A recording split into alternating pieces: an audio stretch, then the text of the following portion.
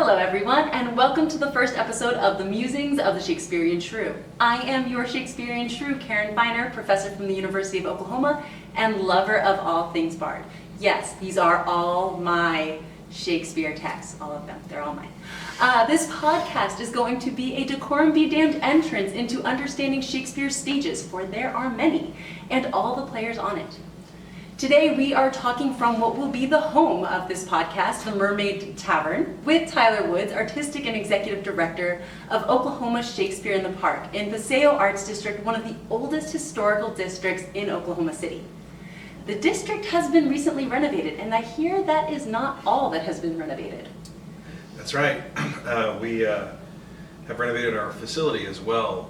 This is a very old building that we have turned into a complex that now houses a 55-seat black box theater, as well as just outdoors a 200-seat Shakespearean amphitheater.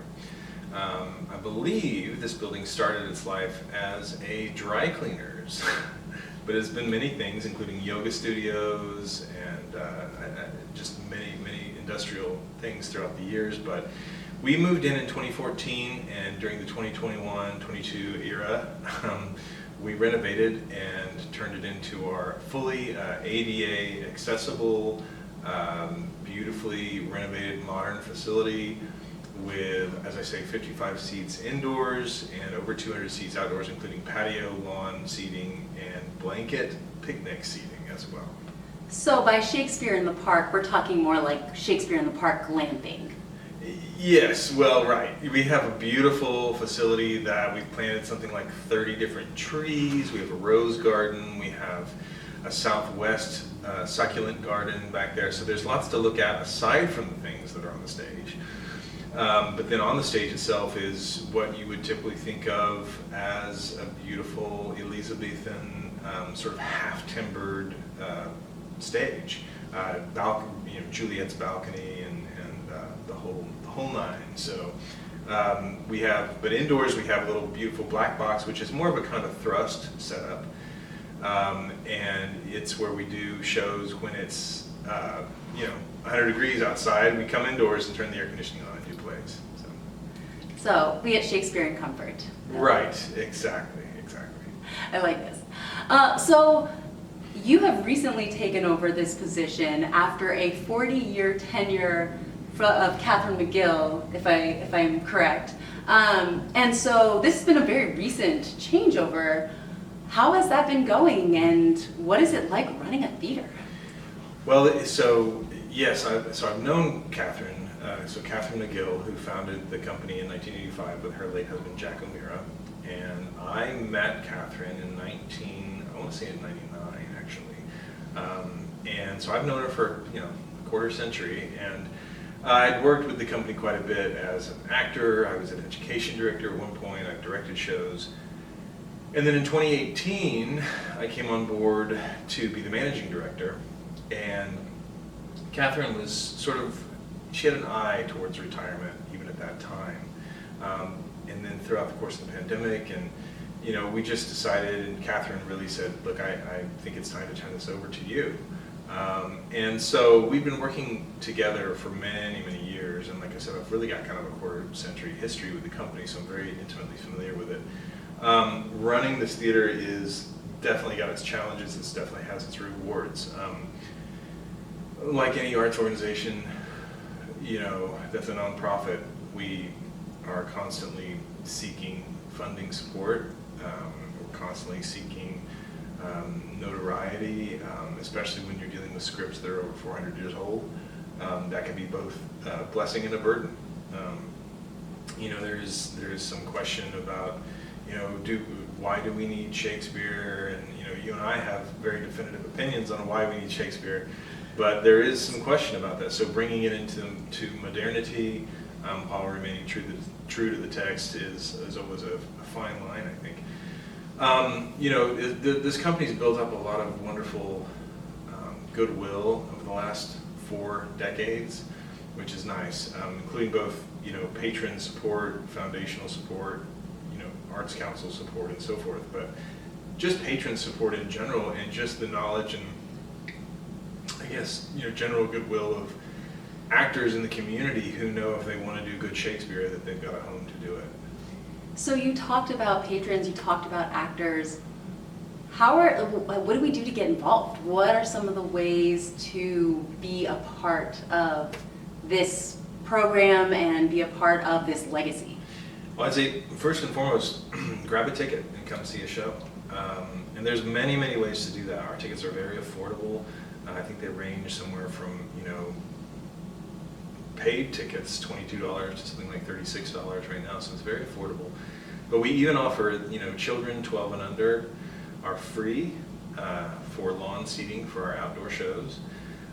We have a program called Never Younger, which was started last year, and it is for patrons 25 and under to get a limited number of free tickets to performances.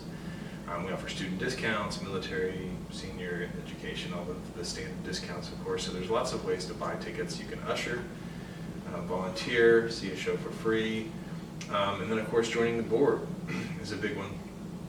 We always need good directors, we need good direction, we need help, we need fundraisers, we need experts in different fields, we need educators, we need bankers and lawyers and accountants and creative thinkers and fundraisers. So we just need people. I think the strength of this or any organization, of course, is its people. And so that's another way to get involved. And then as an actor, if you're interested in being an actor, come audition. We post them on our website quite regularly. We hold 5 to 6 shows a year, so there's really something year-round as an actor you can do. There's technical support as well. We're always looking for stage managers, or scenic painters, or lighting designers, or what have you. So costumes. There's always something to do, and lots of opportunity to do it. So there's this emphasis that you seem to have for young audience members, people getting new exposure to Shakespeare. From what I've heard, that also goes for young actors Right. and young individuals that are in the profession or coming into the profession. Right. So we have a program that we've started this year. I, grew up growing up in Oklahoma, and when I did, there wasn't as much available for younger actors or even artists. There were a select few things we could get ourselves involved with. But thankfully, over the last 20 years or more, there have been a lot of things that have popped up and opportunities available. Of course, there's wonderful, Oklahoma Children's Theater, there's the Lyric Academy, there's, the ballet. Everyone now seems to have these wonderful opportunities. And I thought, it's really time that Oklahoma Shakespeare in the Park offers that. And so I created this, I had this idea to open the door for leadership opportunities to younger professionals. And by younger, I mean in their 20s. They're just graduated with a BFA, or they're in the BFA program. Or maybe they're not a BFA, but they're 25, 26, 27 years old, and they've been working in the city and they have professional experience. And I thought, they've been working with us, they've been working with other theaters in town, but they've never really had the chance to see a production from the inside out. They've never had the chance to produce it, to direct it, to design it, to deal with a budget, to deal with marketing, and so forth.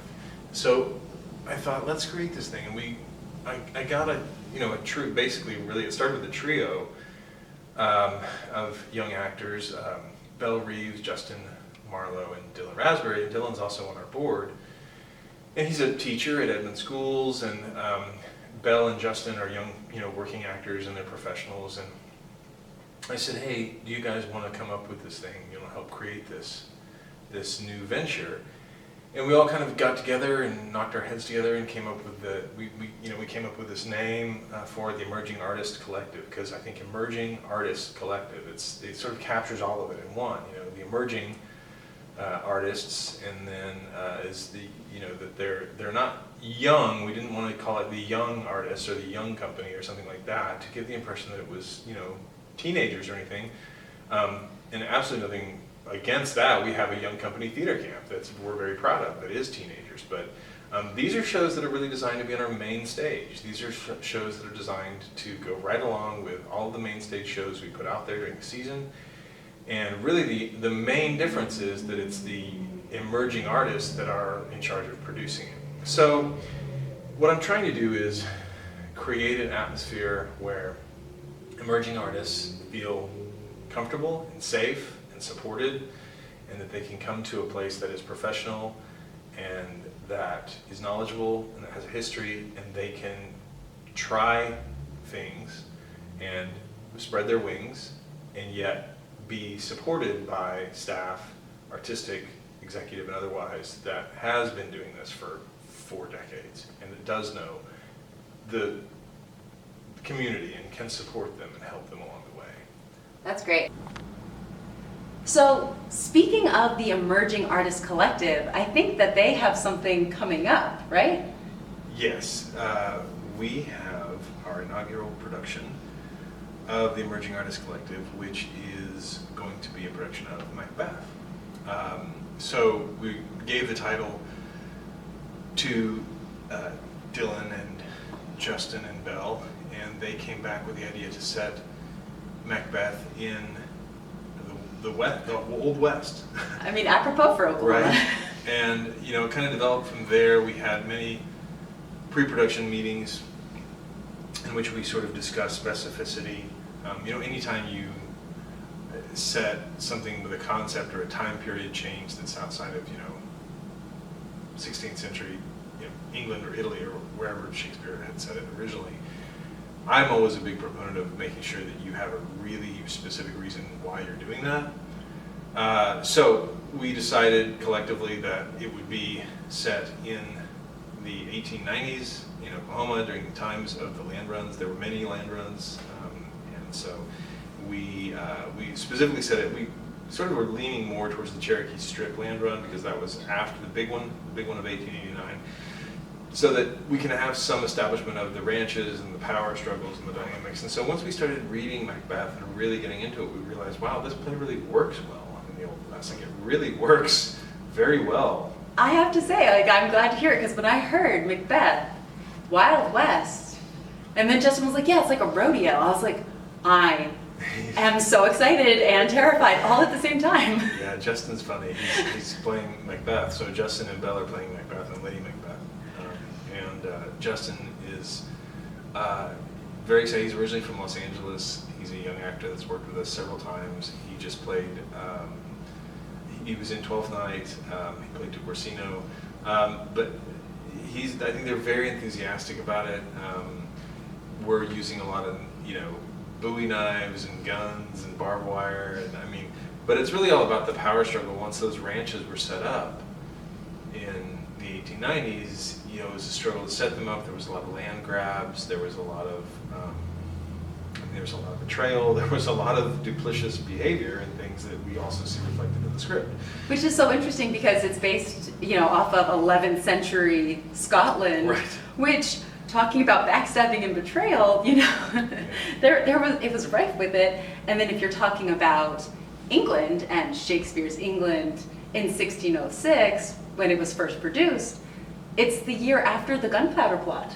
So I think it's so funny / intriguing, because you just keep seeing this repetition where you're like, oh yeah, no, betrayal makes sense yet again, here we go. Well, so that's one of our framing devices, actually. So there's, in this production, there's one witch rather than 3, and this witch is of all time, older than time, has seen it all, was presumably there in the 11th century, was there in the 16th century, 17th century, was there now in the Old West, is there here today with us. And basically the idea is, when shall we 3 meet again?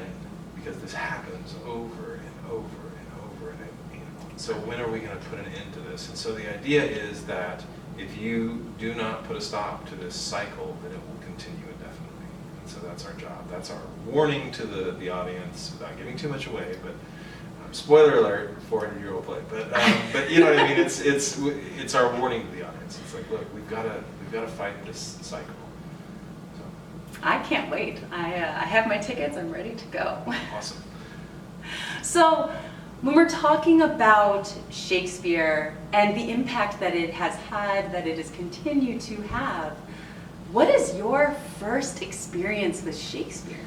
So it was in high school, and you know, I always loved English literature and languages, but I thought I was going to be a doctor. And I took an English seminar class, and I was lucky enough that our teacher at the time in senior year in high school said, look, we're not just going to sit around and read this, like you do. A lot of times I think in high school a lot of people are probably turned off by Shakespeare because they're sort of forced to read it and it's boring and there's no context for it, nobody understands it. But luckily we had an English exchange student at the time named Justin. I still remember his name. I don't remember his last name, but and he was sort of, typical, what you'd think. I mean, I hate to say typical, but I mean, he was very, head shaved on the sides with like, Doc Marten boots, and he was just really like something, an Okie kid in, 1991 or what, I was like, man, who are you? You're so fascinating. So sort of everything he said was golden, what I mean? And he loved Shakespeare. And my assignment was partner with him, and we were supposed to do the banquet scene, the Macbeth banquet scene. And I was like, well, did we just read it out or whatever? And he's like, no, mate, you got to jump on the table. You got to get up there and really give it to him. You got to get into this. And I was like, oh, okay. I'm like 17 years old, shy, worried about how my hair is combed, and I'm like, I'm going to jump on a table and scream at my friends. And somehow he persuaded me, and I was like, okay, I'll do this. And when I did, I sort of, leaned into it. And as Macbeth, I lost my mind, and I saw the ghost and the things, and I jumped on the table, and everyone sort of leaned back and was like, oh my God. But then after it was done, they were like, oh my, that was amazing, oh my gosh. Because it was like that big risk, big reward moment. You take a chance, and you put yourself out there and you do something, and everyone thought it was great. And so I think that was really the first bug for me to see not only just my own personal, adrenaline rush that Shakespeare can give you and the risk that you can take with it, because honestly, not every play, not every piece of literature can give you the big risks that avant and quit my sight, can give you, right? I mean, you can't normally just say things like that in normal, right? So, but it also really impacted the way that I can see how others are moved by Shakespeare, by those words, and what happens if you do it. I don't even want to say if you do it properly, but just if you put your heart into it, if you put your soul into it. Because I've seen people who have never done Shakespeare before, especially young company, 16-year-old young actors, never done Shakespeare before, but they're so game for it. They come to our camp, and we work with them for a week, and then they go and they get to do a performance, and they stand up in front of an audience, and they are so game. I remember this year there was a student, and she was doing the role of Juliet. And it was a balcony scene.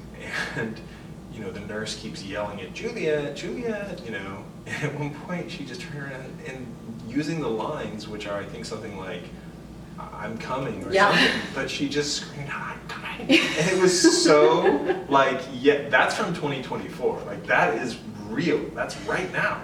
And she just plugged into that. And it was hilarious and true and wonderful. And the whole scene was just beautiful. And she'd never done Shakespeare before. I mean, I think we should be biting our thumbs at more people. Absolutely. More biting of thumbs. More biting of thumbs, I say.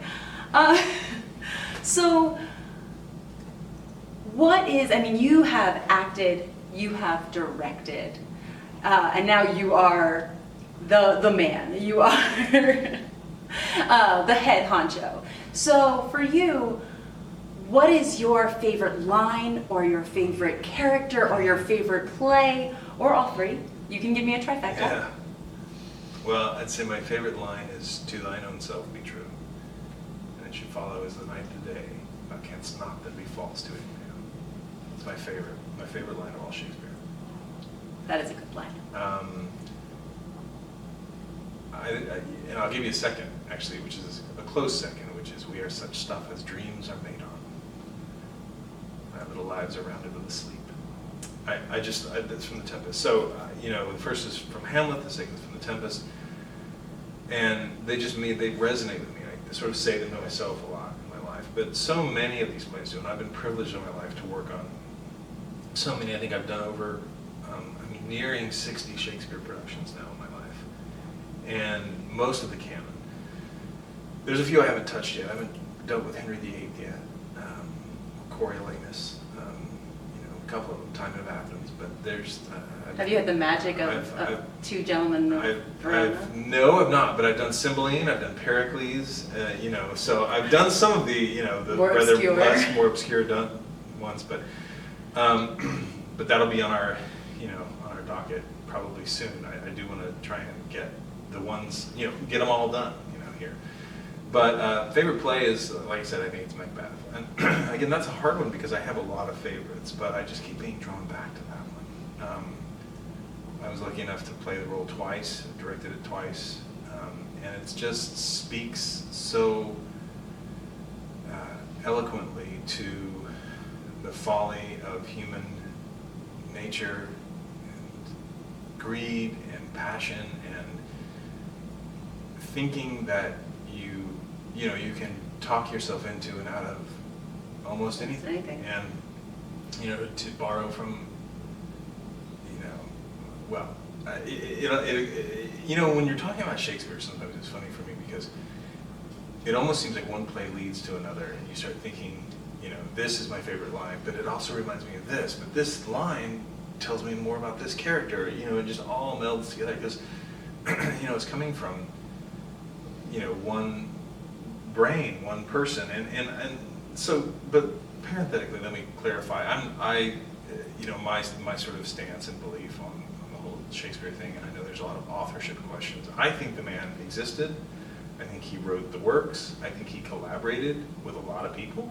That's pretty clear. That's evidentiary, I think. It's... And it was also normal for the time, yeah, right? sure. So Beaumont, Fletcher, Marlowe, they were all collaborated. But he existed. He wrote plays. He wrote the bulk of, what we read, and he wrote these wonderful pieces, and I think it's, for me, it becomes a difficult argument when, when people try and say, it must have been an aristocrat who wrote these, it must have been Edward de Vere, it must have been the Queen, it must have been so-and-so, and I feel like that's really limiting because it's taking away the ability for this Glover's son, to have the opportunity to have the creativity, to have the wherewithal, to have the passion, to just sit down and do it.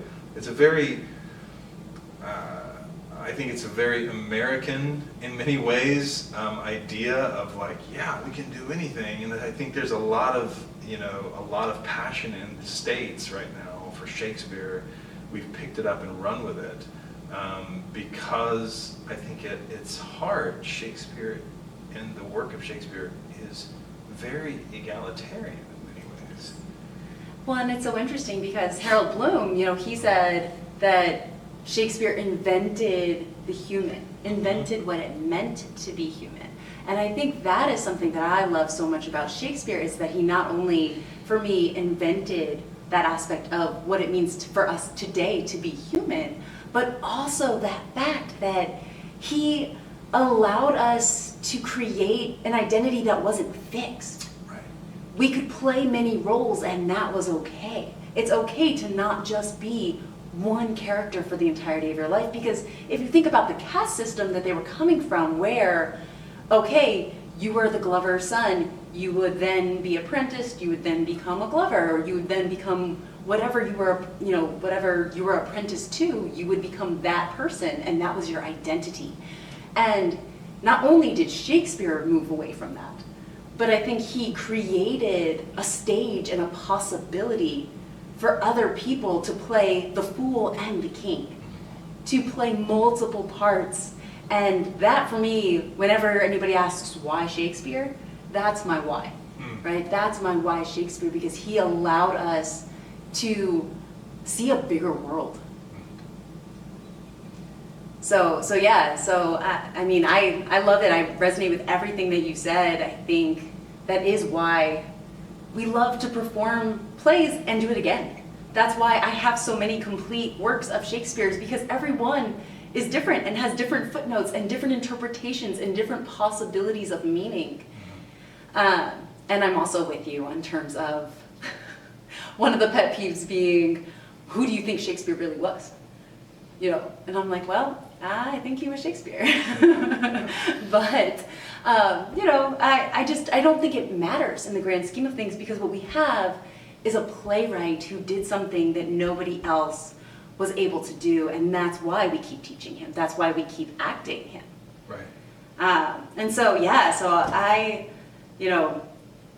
I think tapping into, you bring up Harold Bloom, and you know, there's a wonderful biography from Peter Ackroyd that James Shapiro's done some great work. 1599 comes to mind, but there's just, and I know that there are the naysayers, the detractors, and I mean, you know, those debates have been going on for, you know, hundreds of years, really.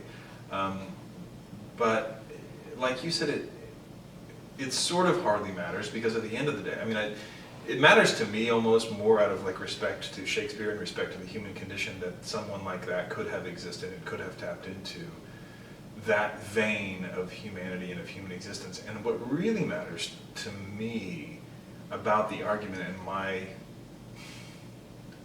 opinion of this argument, is that if you don't allow Shakespeare to exist, what you're saying is that it couldn't have been anyone but someone that is, I mean, for lack of a better word, that you are creating an elitist argument. You are creating that this couldn't have been created by just anybody. It had to be someone who was super wealthy, super highly educated, and super removed from the everyday. And I want to tell you, after doing almost 60 plays of Shakespeare and seeing many more, the magic of Shakespeare comes from the interaction that you get when you see an actor tap into those words and deliver them to an audience that then also likewise taps into those words. And I have seen everyone from the Royal Shakespeare Company to the Young Company at Oklahoma Shakespeare in the Park, to filmed versions of, you know, famous actors to not so famous actors, to good productions of Shakespeare to not so good productions of Shakespeare. But it always resonates, you know, and it doesn't matter what time period it's set in.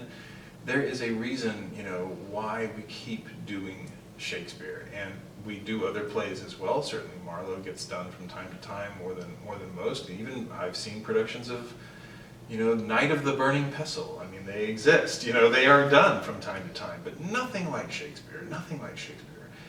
And it's because of the depth and the eloquence. And I once heard Mark Lamos, very famous director, and I had the privilege to hear him speak at one point. He said, "Shakespeare is unplumbable." And that, it's always stuck with me, you know, unplumbable. You cannot find the bottom. Shakespeare is unplumbable. And because when you encounter a play like Macbeth, the first time I encountered it, I was 17 years old. And then I encountered it again 10 years later, when I played the role for the American Shakespeare Center. And then I encountered it 10 years later, and I did the role here in Oklahoma, and then I encountered it now 10 years, I'm 50 years old now. And it means something different every time. You know, the words hit differently. Same with Hamlet, or I mean, another play I've done, you know, Tempest, other plays that I've encountered time and time again. And I'm sure when I'm 75 or 80 years old, I'm going to read King Lear or Prospero and think, wow. You know, I did, the first time I was able to play Prospero was in a college at the University of Oklahoma, in fact. In my English class, we were studying the Tempest, and I got to play Prospero at age, you know, 20 or whatever, and it was fascinating to try and take on a role like that and to speak those words and what they mean to me now. So why Shakespeare? Because it speaks to the truly literal heartbeat of humanity. The poetry is the literal heartbeat of humanity. It speaks to who we are as a people, what we strive to do, what we are, what we're capable of, both for better or worse. I think it speaks to the highs and lows of being a human in this experience. Yeah, can't say it better than that. So you brought us back to Macbeth, and we are, in our next episode, going to continue on. So, dear listeners, please stay tuned, because we are going to deep dive into Macbeth as we get prepared to see Macbeth, Cowboy Macbeth. And so I am, we're gonna, well, like another place we're gonna cut. So before we cut out for the day, I do want to mention that as Oklahoma Shakespeare in the Park turns 40 years old, we are doing a 40 for 40, am I correct? That is correct. Yeah. And so what does that mean and what are we looking for? Okay, so Oklahoma Shakespeare Park is an Oklahoma nonprofit. We're a charitable organization that accepts donations. I've heard it described before eloquently as that your ticket purchase pays for Act 1, your donations pay for Act 2. So as a nonprofit, we are always in search of support, and we thought it would be a great idea in celebration of our 40 years to ask our patrons to, if they could, donate $40 to honor the 40 years that we've been around. And you can do that on our website at okshakes.org. Excellent. We'll have the more link. Information there, right? Yep, we'll have the link at the bottom of our podcast. We'll also have it at the bottom of our YouTube channel. We'll have it on our website. We'll have it everywhere. So, if you love the Bard like we do, we really hope that you will help us keep it running, keep it going, keep these dreams alive.